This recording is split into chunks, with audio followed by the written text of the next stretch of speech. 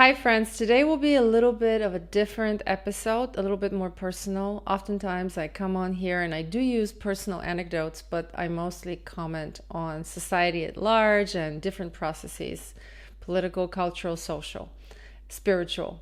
Today, I want to share about some of the gifts of anthroposophy in my life because I think it's difficult to relate to a movement or conceptual framework unless we hear the areas in which this particular teaching is indispensable in the person's current conceptual map or philosophy of life, cosmology, whatever you want to call it. So for me, there were a few experiences, but I just want to highlight some that are more rare, if you will, and how anthroposophy is helping me move through the current day and age with a little bit more wisdom, a little bit more of a bird's eye view, a little bit of a broader perspective, and some tools. So let's start with the most immediate example, which is that today we're moving through inordinate amounts of bombardment in the news realm, and also in our daily lives, the repercussions of the global processes in our daily lives. And there's an unmasking happening, a bit of a revelation, a disclosure of the fact that the powers that be don't have our best interests at heart. And of course, some are in cognitive dissonance about that and don't want to look at the deeper roots of this disillusionment and kind of stay on board with the agendas and don't want to question the sanctity and infallibility of their leaders and their government. But some are more open to understanding that there are forces at play that are informing these individuals, that it's not the individuals themselves that are carrying out these particular plans, and that they themselves, just like us, are influenced by spiritual beings, by realities that are beyond the physical. They're metaphysical processes that find their correspondence in this reality. So anthroposophy has been most helpful in illuminating to me that we are indeed moving through an epoch, the fifth epoch of time, according to what Rudolf Steiner could see clairvoyantly into. That directly is an encounter with evil. So whereas before I was dabbling in New Age and Taoism and Zen Buddhism and other movements, and they all have their useful nuggets of wisdom in my life. I haven't done away with the philosophies and some of these impacts. I've integrated them. While they're useful, a lot of the non-dual movements of thought I don't find useful and applicable to what we're actually dealing with today. And it doesn't have to do with victim perpetrator labeling. It doesn't have to do with the need to blame externally. It has to do with an actual grounded perspective, to be able to observe and assess that there are dualities, that there is the realm of evil is very palpable in the world today. So for me to actually understand that that is part of our human evolution, part of one of the mysteries that we're meant to ponder and grow out of, is a useful spiritual and conceptual map to follow and to say, where some is sort of in the denominational Christian, traditional Christian lineage will say, oh, well, yes, evil is very much reigning over the world today and we're nearing the end of days. I can't subscribe to that conclusion. It feels a bit premature to me. I mean, if it is the end of days, we'll all know it. But if it continues like this, like a drawn out apocalypse, then clearly there's something else at stake. And it's not a time for premature exit, rapture, any of it. It's time to remain in this domain and do the best we can to learn and grow and stay with the organic evolutionary process. And what I mean by organic is we are confronting evil, and we are becoming more and more intimate with what it means to be human, and understanding the bigger and the lesser evils that are at play.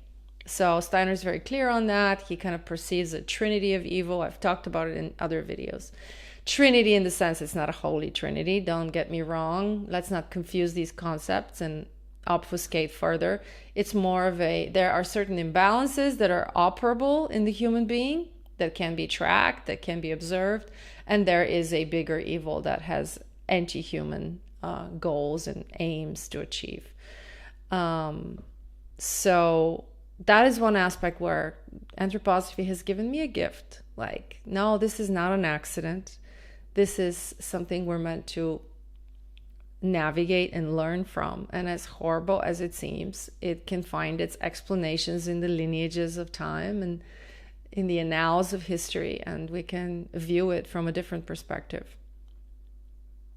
It is a highly destructive force. I'm not trying to make light of it. I'm just saying that we need to understand that it's part of our time, of this epoch, and that there are more epochs to come where we'll be exploring other topics of existence and multidimensional reality. The other gift of anthroposophy for me was something I couldn't find elsewhere, which is what happens when we die. What are some of the accounts? If you notice, some people who have near-death experiences have left quite a bit of an archive of their experiences. And while some of them have encounters with spiritual beings or Jesus or other guardians of the threshold, to use the language of anthroposophy, most of them actually, before they even go to these encounters, they have what's called a life review, like a film strip. And so to me, it's been really, really, really useful to become grounded in anthroposophy by understanding that this is a school. We are learning. There are karmic repercussions, and we do a life review after this life when we move on to the other dimensions. Anthroposophy describes it as the process of Kamaloka, which is borrowing, I think, a word from Buddhism, I think. But the point is, we are spending something like, according to Steiner, a third of the time we lived on Earth after we die, reviewing our life, not only from the perspective of our I or the higher self, but from the perspective of the people that we touched intimately, that we interfaced with, and seeing it from their perspective. So it's rather kaleidoscopic in nature. It's more pluralistic than just experiencing it from this seat of consciousness. Because we go to the astral realm, and that's the realm of feelings. And so anything that is palpable and tangible becomes a reality. So we get to experience other people's feelings and the repercussions of our words on them and our actions. Now, if that isn't a motivation for all of us to become kinder and more conscious, then I don't know what is. And I often fail at that test, but I'm aspiring every day. And the reason this life review process and onward journey of the soul felt so poignant and helpful to me was because I lost my mother. I lost my mother to cancer 5 years ago.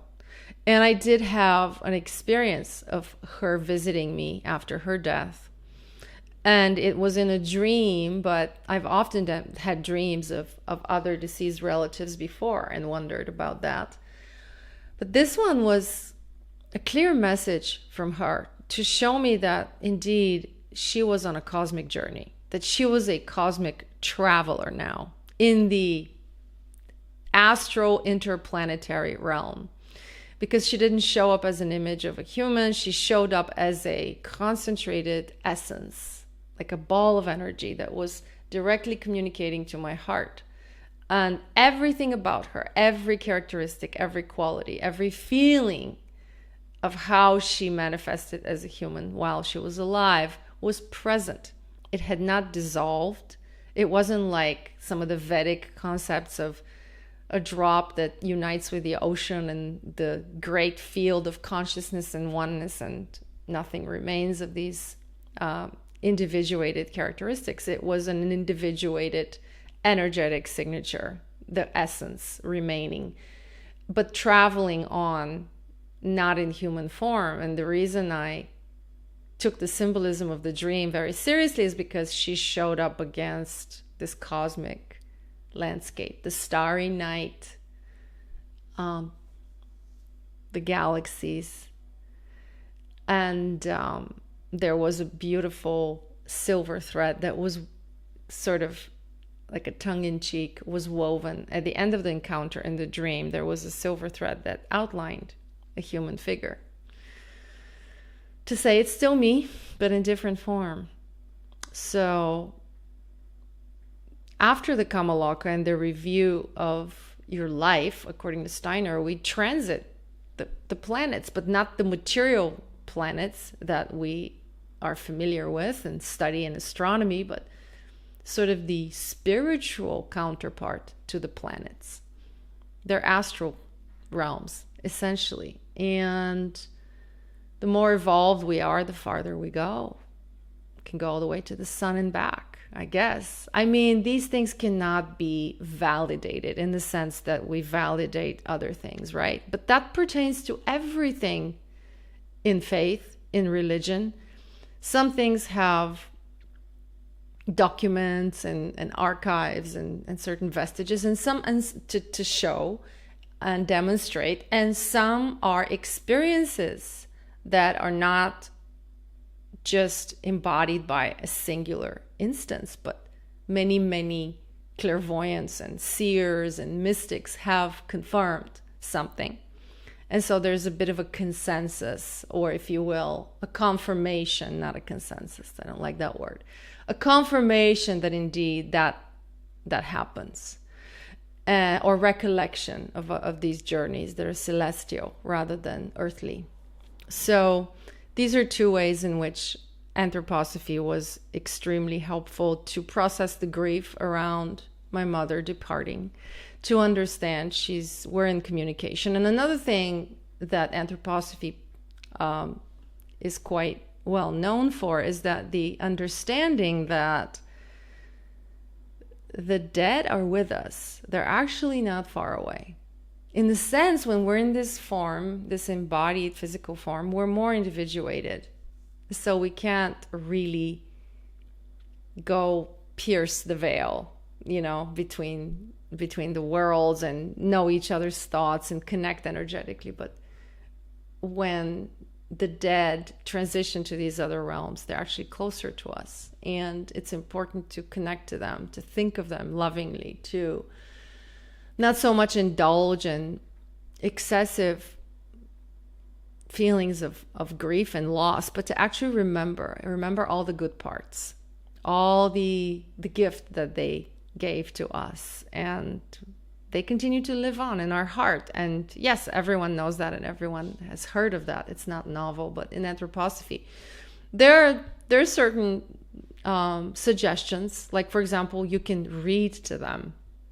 I've never done that with my mother, but you can think of them in a specific way, like really imagine the details of a certain life episode while they were alive that left a mark, and imagine the tiniest details of that situation. And I've done that with my mother. And oftentimes when I do that, she shows up in my dream, especially if I think of that and concentrate on that before bedtime. So again, Anthroposophy is not a creed that is about blind adherence to concepts. It's something that we're all meant to test out and validate. There are things in Anthroposophy that I have not accepted, or I can't vouch for. I have no frame of reference, so I haven't accepted it in a sort of total kind of way, but I'm speaking to the parts that have resonated and have helped me. And I hope that's illuminating for you to understand who's behind this channel.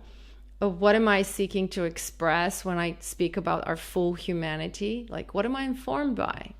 I'm informed by other streams of thought, philosophy, religion. Anthroposophy is quite prominent right now. It may stay that way or that may change, but I just wanted to give you a little insight into my personal journey with that. Thank you for listening.